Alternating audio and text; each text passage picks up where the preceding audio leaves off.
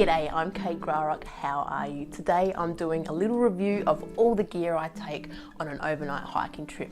Now I want to be very clear, I'm absolutely not sponsored by any companies or given any of this equipment. Everything I show you today I've bought with my own money and chosen to buy because I love it. Now I did a video similar to this about a year ago, but I've upgraded a fair bit of my gear, and I think that's the thing with hiking, and as you slowly get into it and get better at it, you change your style. And so, you know, when I started out I had a huge heavy pack and packed way too much stuff, and then I went down the ultralight train and I, you know, lightest of everything on the planet, and then I realized I sort of pare that back slightly. My hiking style isn't going to be perfect for you, but I think there's something to be learned from looking at what people take. The other thing I've just really got into is this new website called kit.co, and I'll chuck a link to that below.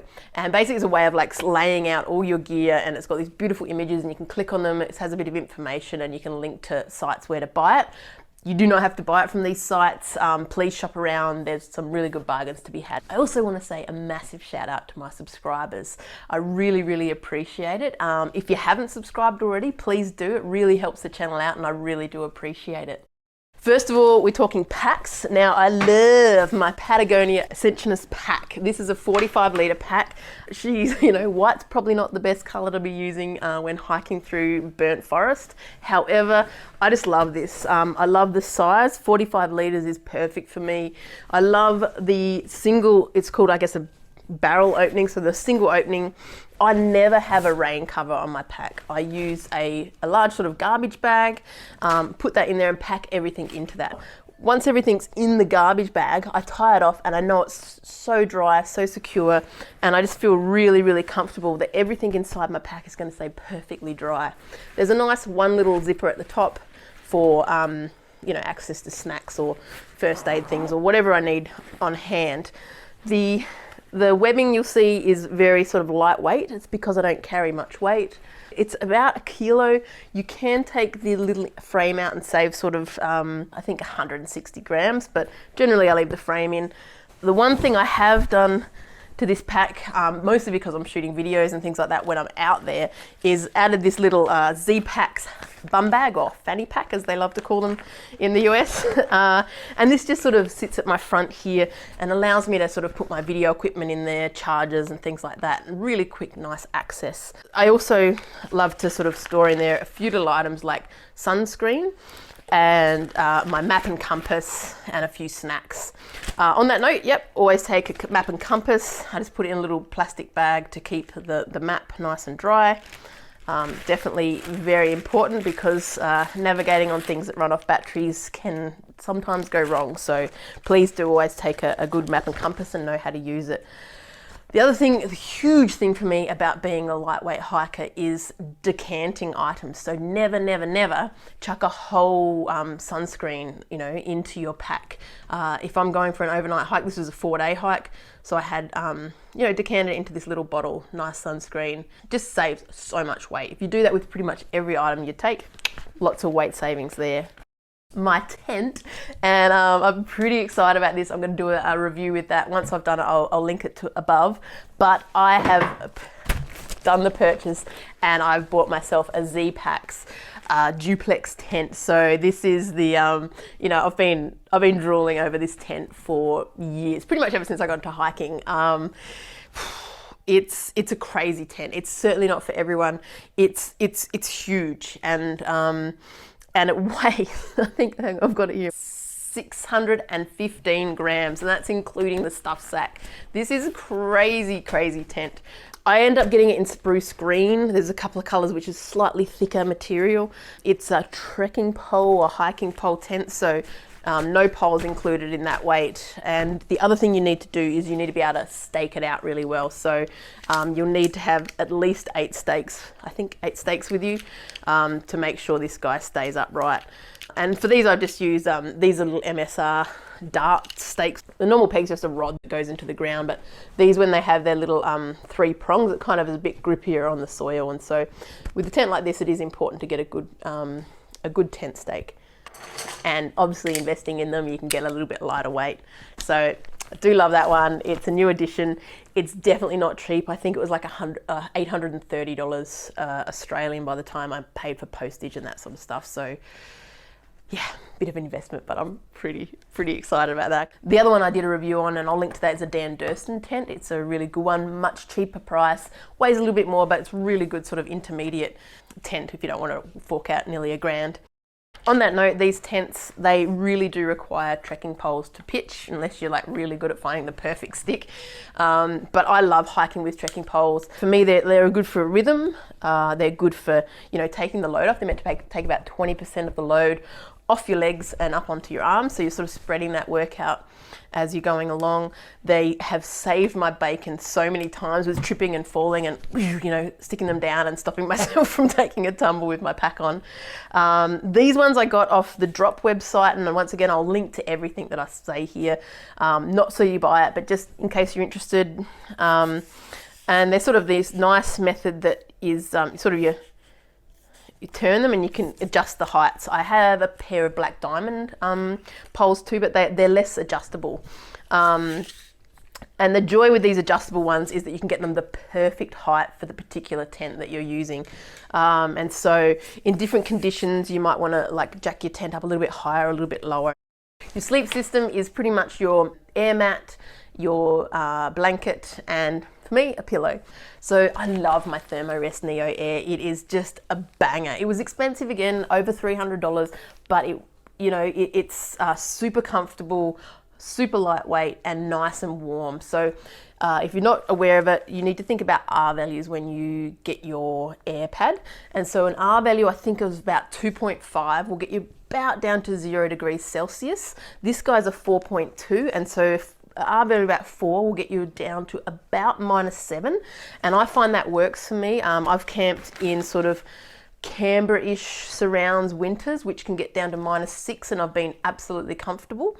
I haven't taken up in the snow. You might want to think of something a bit higher up in the snow. It's 352 grams. People have complained about the noise, but once it's inflated, I find it's not that bad. If you can hear that noise there. It doesn't seem that crinkly to me. The only negative thing that I'd ever have to say about this is that because it's so thick and comfy, you have to, there's a lot of air that has to get puffed out to inflate it. And if I'm doing a longer trail, like 14 days straight or even longer, sometimes at night I'm just like, and it's just like, that would be my only thing. And I think the new ones come with those bags that you can inflate them with. So yeah, I think it's absolutely worth it. I even use it in my, summer hiking just because it's so darn comfortable. Love this air pad. Next is my hiking pillow, and I just would never hike without one of these now. Like, I know you can, get your puff jacket and roll it up, but just for the comfort that this guy provides and the weight, I think it's like 60 grams or something. Let's have a look. Camp pillow. 80 grams, woo! For the comfort this guy provides me, 80 grams, I think it's well worth it. Sleeping bag now, I am a very proud quilt user, and in Enlighten equipment, I got a custom quilt built for me about 6 years ago, and I have never looked back. Now there's some Australian brands that are starting to make quilts, and they look pretty cool too. So, if you can, support Australian, but unfortunately when I was on the market, they weren't operational yet. I ended up getting the extra wide one.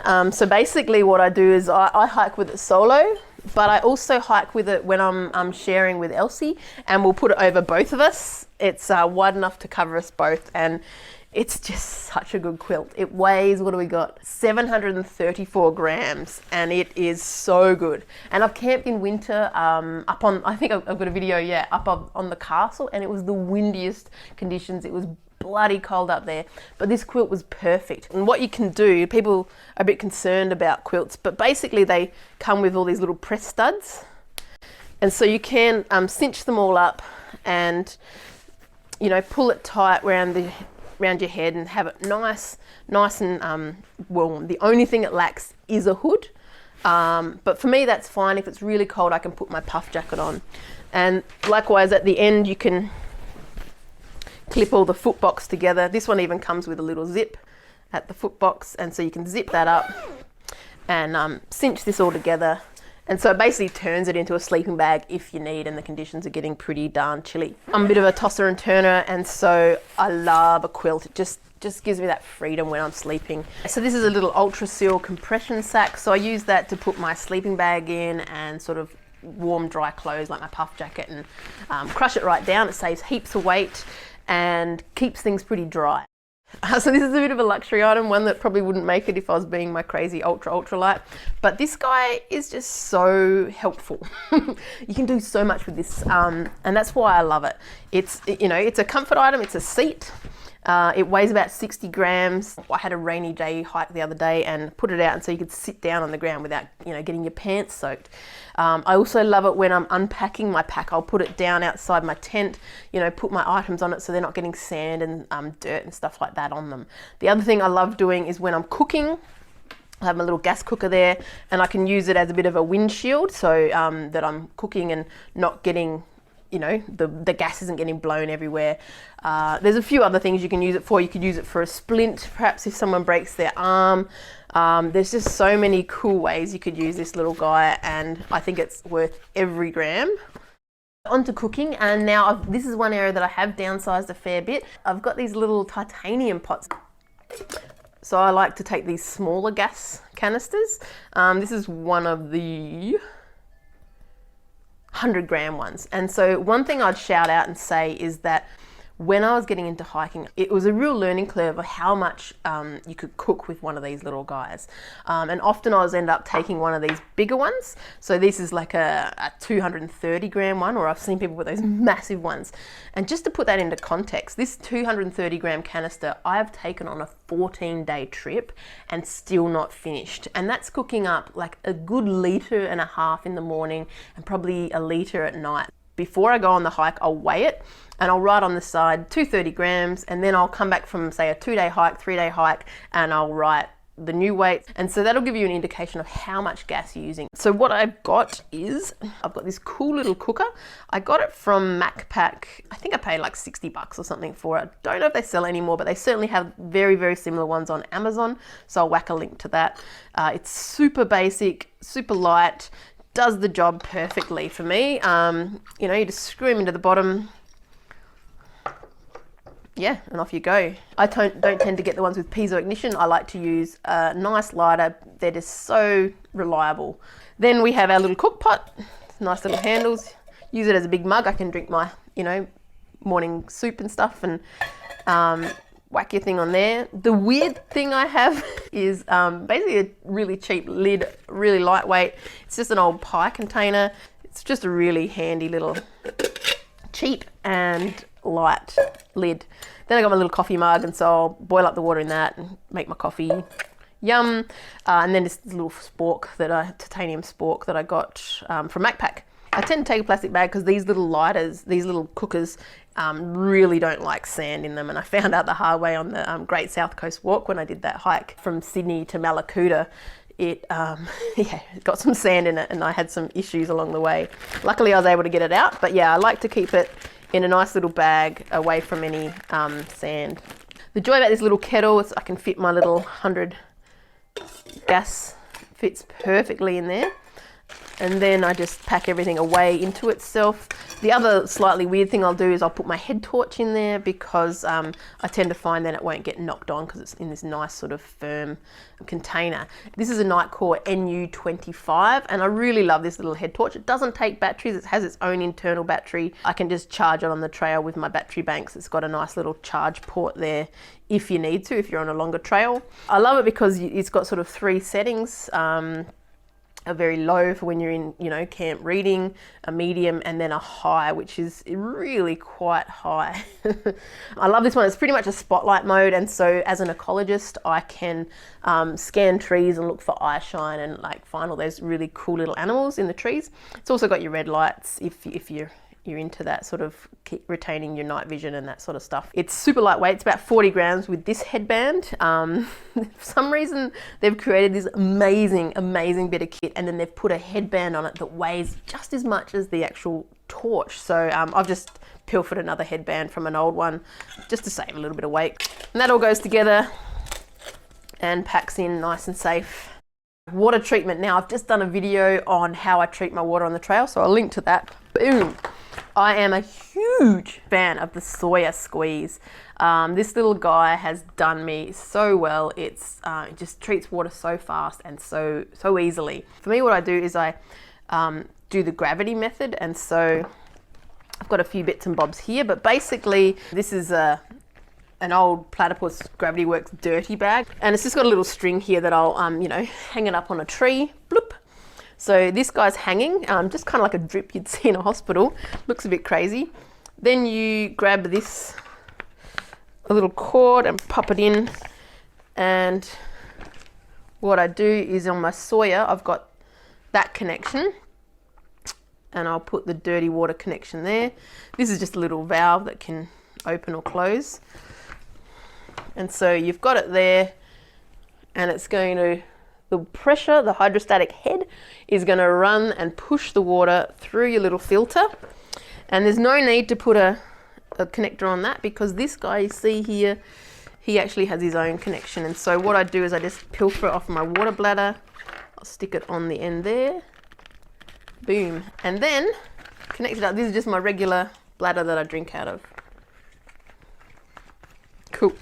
So what will happen is your water will travel through here, through the Sawyer, and into the clean water bag, and you can just drink straight out of this. The one thing to be careful of, if you've got 4 litres in there and this is a 3 litre, it can, well, it hasn't popped it, but you know, it can be a fair bit of pressure coming in there, so keep a bit of an eye on it. And then I just simply pull that off, thread it through my pack, and use that as a hydration bladder when I'm hiking. This is the CNOC water bladders that people are raving about online. So yeah, you could use this instead of the Platypus bag at the top.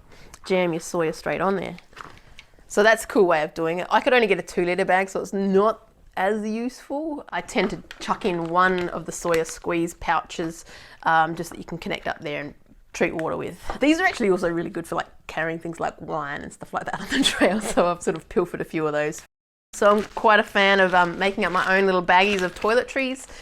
Everything basically I store in little plastic bags because they're clear, you can see exactly what's in there, and they're ultralight. So what do we got here? We have a nice little bamboo toothbrush. I get these little small toothpastes from my dentist. He gives them to me for free. They are really good. Another way to save weight, you know, do not take your whole toothpaste. Boom. Face cream, once again, I've decanted it into this tiny little bottle. That's a nice way to save a heap of weight. Earplugs. So I always hike with a pair of earplugs. You never know who's going to be hiking next to you. When I did Fraser Island, that trail up the centre of Fraser Island, there were these partiers all night, and I was just like, if only I had the earplugs. They are always with me now. I like to take a little, this is one of those little tooth flosser things. And then this other little one is another little flosser. Hair tie always comes in handy. Now this is my little deodorant, maybe once again overkill. Honestly, you do not really need deodorant on the trail, but I love this method. I got it off maybe a YouTube video or something. But basically, it's an old lip cream, and what they've done is they've got that cake deodorant and they've like sort of jammed it in there. They melt it in the microwave and stuff like that, but I find I can just grab it and sort of stuff it in an old lip container. Then a little wash in a bag, and so this is, I don't often use this, but it is a little luxury if you want it. So it's just a chucks, and what you can do when you get to camp, put a wee little bit of water in your bag, a touch of soap. If you know, make sure you're doing this a good distance from an actual water body, because you don't want to put this water, the soapy water into the thing. But then yeah, you can put your little chucks in there and just sort of have a little clean off, get that sweat off for the day. I did used to use moist towelettes, sort of wet wipes, but you know, the rubbish with those was just getting a bit much. Cool, and that's my toiletries. Then all important toilet bag, and I did a little video on that recently, but yeah, just to go through that quickly. Once again, plastic bag so you can see what's in everything. A little bit of hand sanitizer, always good. A toilet roll, so basically never put a whole toilet roll in your bag. If you're going for an overnight hike, how much toilet paper do you possibly need? At home, when my toilet roll is getting, you know, sort of lower down, I'll grab it and just chuck that in. That's all you need. This is my Juice of Spades. I love this little guy. Yeah, it's ultralight, but it's actually, I find it way more effective than that old crazy, you know, plastic thing that you're like jabbing at Australia's harsh rock conditions and just like, just not making any headway. But the other thing I love is you can actually use it this way, and so it's a much finer cutting surface, and so you can really dig down into that soil. Just be careful. I have heard of people like bending that way and snapping them. So you've really got to make sure you're always pushing that way. Leave no trace. Confusingly, I take 2 first aid kits, not double up of gear, but basically what I do is I have one up in that top little pouch of my pack so I can grab it straight away if, you know, something gnarly happens, or easy access. So let's go the everyday first aid. Yeah, so in that we have a nice snake bandage, so nice and easy to access, boom. These ones are amazing. So they start as a triangle, and when you get the right pressure, they turn at squares, and so it's sort of idiot-proofs a snake bite. So it really helps you know exactly how tight to wrap the bandage. So I've got one of that in my easy to reach kit. I have my personal locator beacon. I love this little guy, Ocean Rescue Signal PLB, so I never hike without my PLB. Oh, asthma puffer, a whistle. Then the other things I have is little items that I might need, sort of just kind of a regular or easy to access. So I've got my antihistamines and just a few ibuprofen for a bit of pain relief. Then I've got a couple little blistery items, you know, just a few band-aids, a needle, which is really good for popping blisters, and this elastoplast tape I just love. I used it a bit on the Larapinta when I was wearing some pretty bad shoes, but I find if you put this across sort of a hot spot, it really does stop any blisters from forming.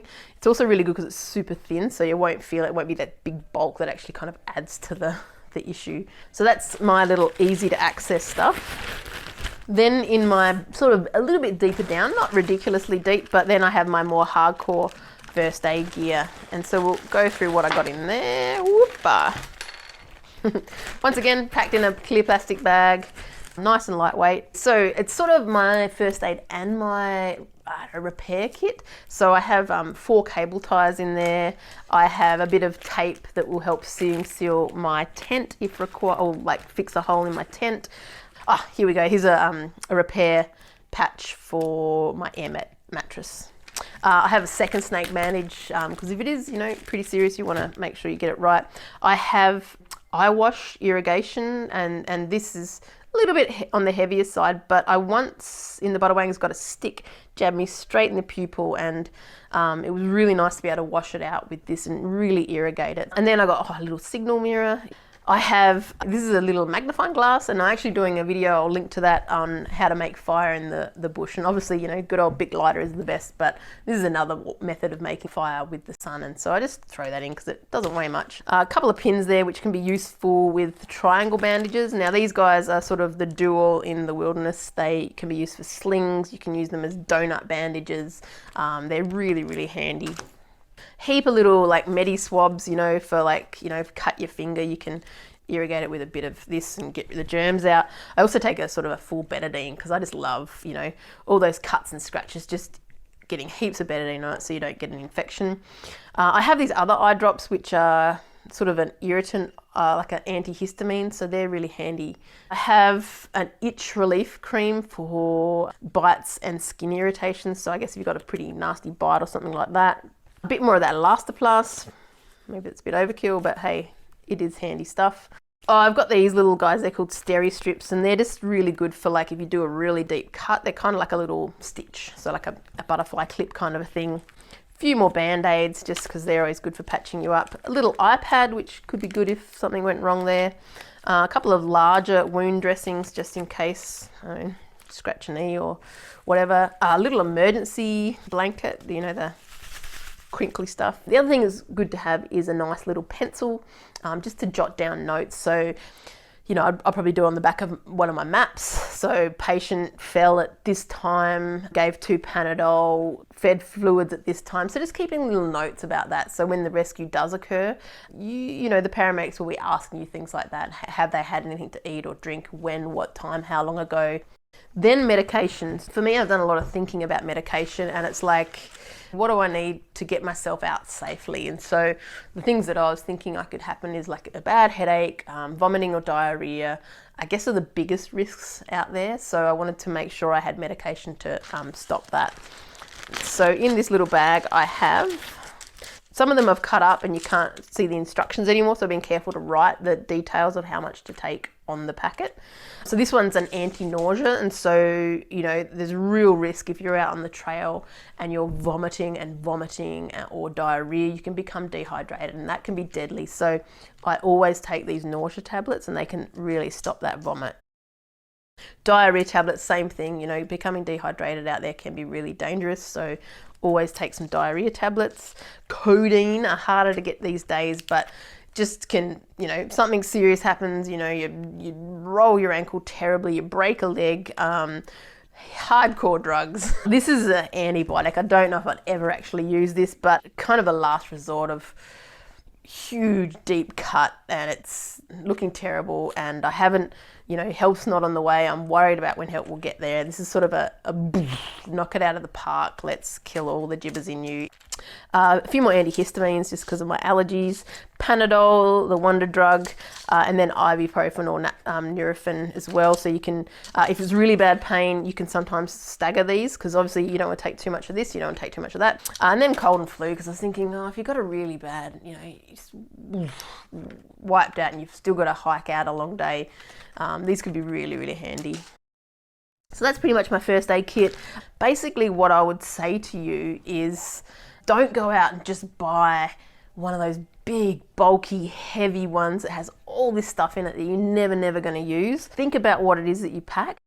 Rightio, so now we're on to clothing for on the trail, and obviously this is a huge personal preference, but the one few things that I would say is that cotton can be really dangerous if you've got it in your shirts or in your pants or even, you know, your underlayers. Once cotton gets wet, it'll stay wet, and it can be deadly in winter conditions. So that's why you'll find a lot of these sort of hiking materials, this ultra sort of quick drying material, because it's really, really important. If you do get wet and there's a cold wind, you can get in trouble really quickly. So when you're starting out, I like to use old soccer gear or like sports gear, because it was all sort of that very light, quick dry stuff. And so for me, I hike always these days in long sleeve shirts, just because the sun protection basically, and also, you know, through the butterwings you're getting scratched, and you know, the foliage and things like that. So I love a good long sleeve shirt.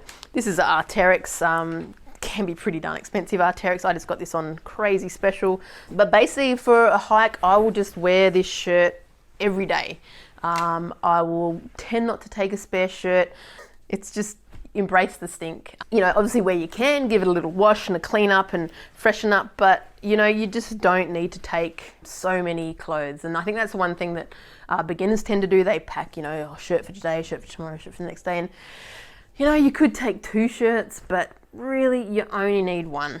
Then my pants. Now I love a good reinforced pants because I'm a butt scooter, and you know, I just find they're so handy having that sort of reinforced material on your knees and on your bum.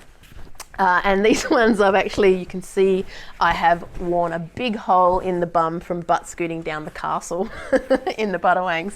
I got these from Macpac, and unfortunately they don't have them anymore, and the closest I've found to them is a brand called Fall Raven, and they make these really cool looking pants, and I'm definitely going to sign up for a pair of those. They are pretty darn expensive and like almost bordering on ridiculous, but they're very cool, so I think I'm going to get myself a pair of those. So yeah, good pair of pants, once again quick dry, and I love the little extra padding in the bum and in the knees. Then moving down, I guess we go to socks, and for me, I'm a pretty huge fan of these Injinji socks and their little crazy toe socks. The other brand that I have had some real success with is Right Socks. Basically what they are is they're a double layered sock, and so if you have problems with blisters, try out Right Socks. I'll whack a link to them below, but they basically are 2 layers, and so the 2 layers will rub instead of your foot and try and prevent blisters.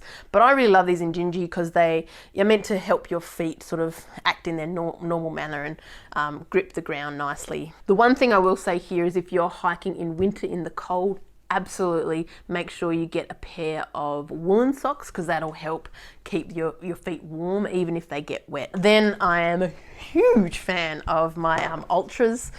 These guys have just revolutionized my hiking. I have not had a blister since getting into these, and for me They don't suit everyone, but I have very wide feet and these are just perfect for it.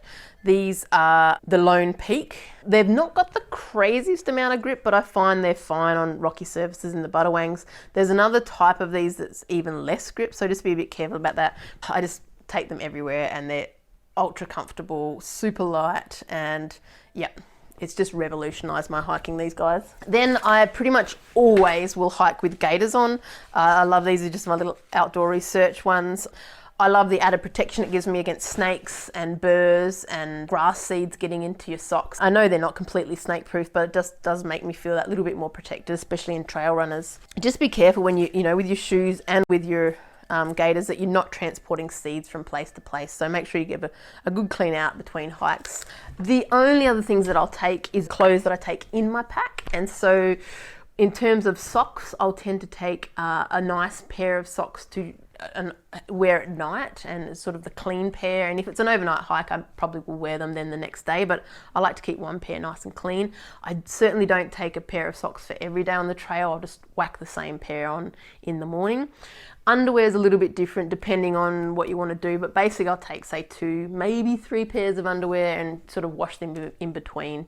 But what I like to do is have kind of my dirty day clothes and then my beautiful clean sleeping clothes. And so at night I'll have, you know, a clean pair of undies, a clean pair of socks, and depending on the weather. So during, say, summer, I'll just have a nice little sort of wool, or maybe not even wool, but just a little singlet to sleep in. When it's colder, I have my nice woolen thermals, wool. So these are sort of a nice long john and a full sleeve merino shirt, and so that'll be so nice and warm, and I'll have them packed away in my pack nice and dry, get them out when I finish hiking for the night, and they'll be so toasty and warm. The other things I tend to take with me most hikes, but you know, if it's a really hot summer one, I might not take my puff. But yeah, a good puffer packed away in your bag is always good. This is Arc'teryx one. I love this guy. It's really lightweight, really warm. Once again, not the cheapest thing on the block, but really nice. Then what I tend to take is a pretty ultralight rain jacket. And what I'll do in camp is often, actually, you'll see me wearing this, because it's sort of, I'll put that over top of the puff as well, just for an extra added to stop the wind. But this is just a really lightweight Patagonia rain jacket. We did this hike out of the Butterwangs one day and it was just torrential rain, and I had my fancy Gore-Tex jacket on and I was still soaked to the bone. You know, it gets in little cracks and crevices, everything got wet. And so I just sort of thought, well, this is a really still a very effective jacket, but if it's raining that torrentially, I don't think, you know, nothing's going to save you. On me, I tend to just carry a pocket knife and a lighter with a bit of duct tape around it. That's always really good for, you know, fixing things. The only other thing that I take with me is a massive battery pack, and this is just so I can charge my camera and my my bits and bobs on the trail, so I can make my little videos. The aim is to pack your backpack with things that you'll need during the day up high and things that you don't need down deep. And so in the compression sack, I put my sleeping bag, I'll put my puff jacket, my beautiful thermals, my you know, clean undies and socks. I'll put them in there and I'll crush that down really small and put it right at the bottom of my pack. Then I'll start to load in items that I shouldn't need throughout the day. Things like my tent, my cooking gear, anything heavy sort of start to pile in. And then up high, I'll tend to have my food, because I'll need to access that. And then my water bladder sort of in the back. Anyway, that's my gear. I hope this was helpful for you. As I said at the start, I do not want you to go out and buy this gear. I just thought it would be really interesting to show you what I take along with me, and hopefully that can help you think about what you're taking and maybe refine a few things. Thanks for watching, and yeah, please subscribe if you haven't already. Cheers.